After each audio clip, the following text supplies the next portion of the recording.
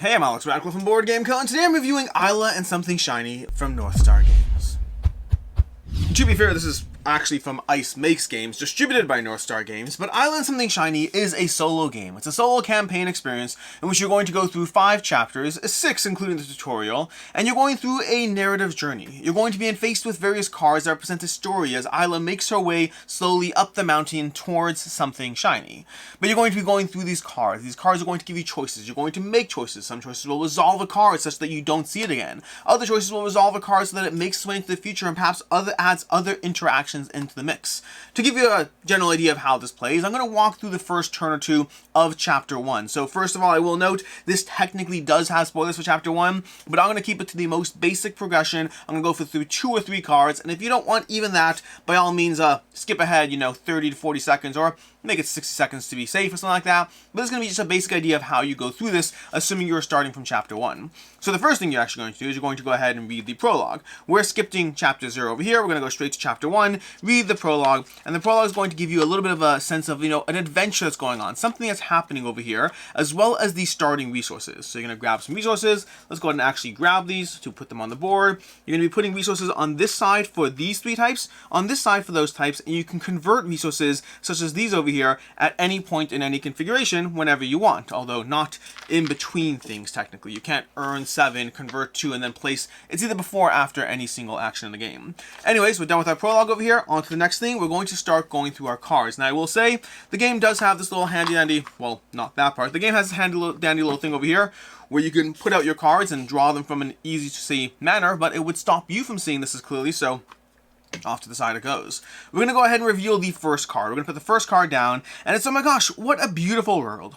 Eila, shall we start preparing for your journey? Well, perhaps. So the way this is going to work whenever you see a card over here is the cards have certain indicators on them. In this case, this indicator says that no matter what you choose, the card is sliding to the left, into the past, where you will never see it again.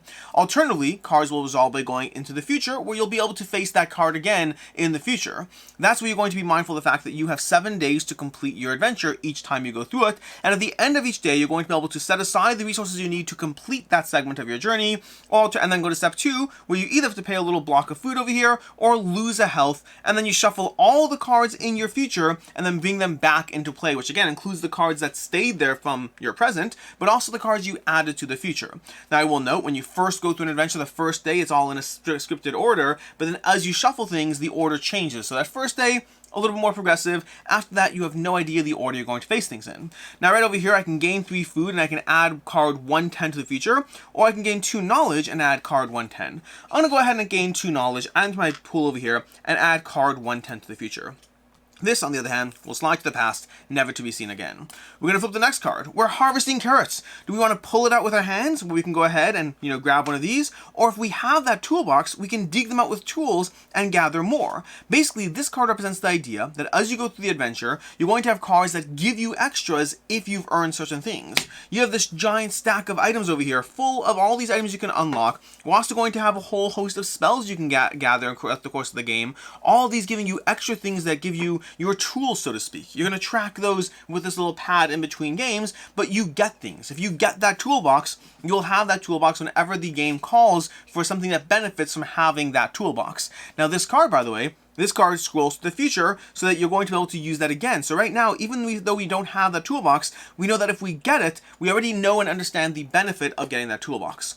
We're going to take the card, we're going to go ahead and slide to the future, we gained our food, and then we go to the next card, but I don't think I'm going to go to the next card, because I think, again, I want to try to respect your preference to not have spoilers, show you as little as possible, just so you get a sense of how to play the game. Now what I will say is, once you've gone through all these cards, they're all going to be over here, plus a bunch of cards you've added to the pool from this blue deck over here. Red cards are slightly different. Whenever you gather a red card, it doesn't go into the future, it immediately resolves. It is the next thing that you're resolving in the game when you face a red card. From there, it may go into the future or into the past, but as soon as you first get it, it's an immediate resolution as opposed to ambiently on that next day.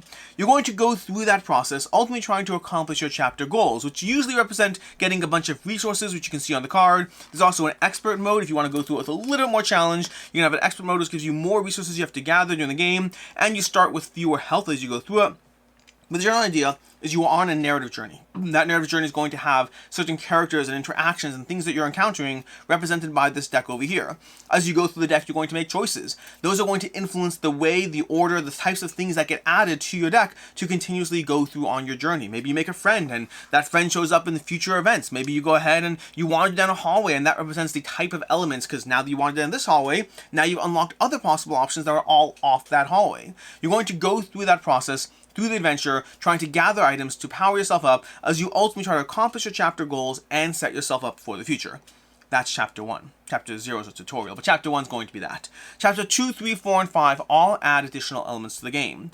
The game rulebook is going to have you read them in order. So when chapter 1, you start, you're done. When you're done with chapter 1, you'll read the things that make chapter 2 different, the way the game iterates upon itself, and the extra elements it adds to your table. Then when you do that, you'll do 3, then 4, then 5, although for the most part, the elements that get added don't build upon themselves. They are isolated, meaning you're not doing all the things from 2, 3, 4, and 5. Rather, 2 has its own little minigame, 3 has a minigame, 4 has a minigame, and 5 has a minigame. They all have their own little minigames that are different ways to go through the same adventure, while keeping that core mechanic of a set of cards that you're going through and either resolving, such that they end up in the past, or dealing with such that they end in the future. And many of these things represent things that once you overcome them, they get out of your way. Maybe there's a bully who's trying to ask you for money, but when you eventually fight him off, he leaves you and goes to the past. Versus if you pay him that tax every turn, he might not be doing the worst, but he is draining your income and your resources every single round, so he keeps, every time you resolve it, it goes to the future until you are able to tackle it, fight it, and deal with it. Speaking of fighting, combat's going to be resolved by these dice over here.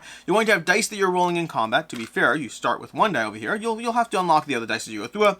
But you're going to have a die over here. You're going to be rolling in combat, facing off an enemy's strength. And then again, you either win or not. So it's not always about a straight up choice. Sometimes it's about what options you are forced into. Whether you have room for the resources, whether you have room for the terror that you are accumulating. One of these resources in the game is terror, which you must take when you get it. And you don't want it. It clogs up your board. It gets in the way. It's an annoying, frustrating thing. But that also means that sometimes you are limited in your actual choices. You are forced down certain avenues because that's all you have. When you're done with it, you're going to go ahead and read the chapter 1 ending. Now, chapter 1 has only one ending. But as you go through the game, there are going to be more endings unlocked. As you go through subsequent chapters, there are more and more endings that will be there. So you have usually two endings, but as you get to the last chapters, you'll have 3 endings. So that there are degrees of choose an adventure, not just in how the adventure resolves and the things you see along the way, but also in the conclusion as you go through, prologue, ending, prologue, ending, prologue, ending, across those 5 episodes, plus tutorial, until you get to the end of Eila and Something Shiny. That's the basic idea of how to play the game. The rulebook is fairly straightforward. I guess, well, let's go into the review. Starting off with ease of play. The rulebook is fairly straightforward. It's very short because you're only reading what you need to start the game, and then from there you're reading the other chapters as they come up. It's maybe a 7-minute read. It's entirely set up some cards. Understanding the way games are set up is the most basic thing. Past that, you're literally just going through the cards and doing what they say, understanding some basic rules around the iconography and how things operate, but you can be up and running. From the time you have this rulebook set up, whatever, you can be up and running in 7 to 10 minutes in this game. It's a very, very easy game to learn. And sessions vary. I'll say that excluding the tutorial, I'd say that a session ranges from 20 minutes to maybe even as long as an hour, depending on how you engage with it. So they are a little bit all over the place as far as how you engage with it. Part of it's going to be dependent on how quickly you like to go through things, how much of an adventure you're actually trying to have, whether you're trying to unlock those alternate endings. Things like that will happen along the way, but it does range as far as the game length. As far as what I like, don't like, and can see others not liking, there's a bunch of things about Eila that are very charming. This game is entirely charming. It's all charm. It's charm all the way down, because it's a very simple, accessible narrative game that gives you a degree of choose your own adventure. It gives you alternate branches. It gives you in each episode, as you have these modules that are unlocked, you're not even going to see everything. You'll have hey, here are these things, and you'll experience some of those things, which means you'll have to play through the game an entirely another time, or I guess fail. You can also fail and then repeat that adventure in order to actually see all the stuff. And so the game gives you a lot of just a simple story, a charming character who's fun to root for and help along her path, a bunch of things to see in the game, a choose your own adventure vibe as you try to build up into the future, enough things to think about that there is just enough mental load that it's not purely a choose your own adventure. There is a degree of, well, I need these resources, and this is the encounter and engagement. Well, maybe I'll go ahead and talk to those people because they'll give me food, and I need food to be able to accomplish my chapter goals, or I may need knowledge to go ahead and get that spell over there. There's all these things that you will see coming, so there is a bit enough agency or strategy over that it's not purely just choose your own adventure as you go through it. The campaign size is a very manageable length. In general, campaign games are Good thing and a bad thing. They represent a lot of investment and a need to play through them, and for me, a campaign game of 5 games is a very, very consumable goal. This is not a game where you're sitting down and committing for the next half a year of gaming. This is a week of gaming, or a night if you really want to power through it, and it gives you a very accessible, easy to go through the campaign. And there's a lot of things you want in the game, and you can't get it all, which I like that sense of things. I like that sense of limited resources, because to some extent it does drive replayability, although we will talk about that more later, but also it just gives me a sense of gravitas to my actions. For me, it's more with the gravitas of, I don't simply go through the game and see everything it has to offer. I actually am limited in terms of what I'm going to experience as I go through this experience. So it's just got a lot of charm and a very accessible, easy to play campaign game. As far as things I don't like in the game, there are unfortunately a bunch of things I don't like too. The first thing is, I'm trying to think of the order to go through this. Let's do the first thing. The first thing, and the most minor spoiler, well, not the most minor, a minor spoiler here. The end of the game has a variety of endings. And without getting into them, I will say that some of them are so anticlimactic in the way they operate that if you look on BGG, if you check out the reviews, there are a lot of people who are very, very upset. I understand those people. I do understand those people. I'm not as upset because ultimately, to me, Eila is kind of like How I Met Your Mother. If you just ignore the last season, it kind of still is a fun journey along the way. That's kind of, if you watched How I Met Your Mother, you get that. If you haven't, then, well, How I Met Your Mother doesn't have a very satisfying ending. That's the point there. But basically, this does not have a satisfying ending depending on which endings you unlock. I found it very anticlimactic. I still enjoyed the journey. It did not tarnish the entire journey, but it did feel like a little bit of a slap in the face as far as, hey, I just went on this journey and...